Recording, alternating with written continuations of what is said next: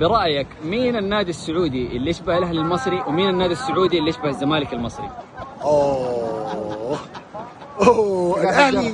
الاهلي شوف، الاهلي ملوش مثيل بالنسبه لي، يعني ملوش مثيل.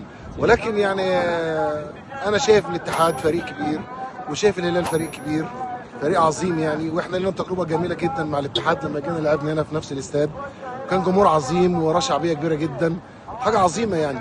النادي اللي يشبه الزمالك هنا بقى كتير، واخد بالك، بيكونوا يعني مفيش بطولات، مفيش انجازات، لكن صياح على عالي يعني، واخد بالك. مش عايز اقول بقى اسماء نوادي عشان ما تحرجنيش يعني. الاهلي اعتقد الاهلي بالنسبه لنا احنا ما يشبهش حد، بس لو على مستوى البطولات ممكن شويه يكون الهلال.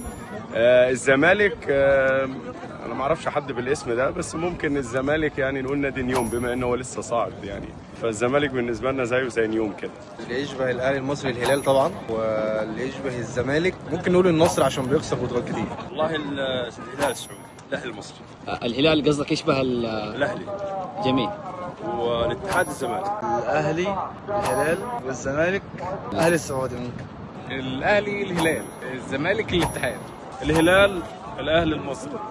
جميل. بالنسبه عايز للزمالك، لا والله اعلى فرقه هنا اعلى من الزمالك والله. اصل انا اهلاوي، معلش شايف الاهلي ده مش الاهلي، صحيح الاهلي هناك اهو. الاهلي يشبه الهلال، انما الزمالك يشبه الاهلي جده. طبعا اللي بيشبهنا الاتحاد، احنا كزملكاويه اتحاديين يعني، ومقتنعين ان اللي بيشجع الاهلي بيشجع الهلال، شبه بعض يعني في حاجات امور كتير يعني. النادي السعودي ممكن اللي يشبه الاهلي المصري هو الهلال.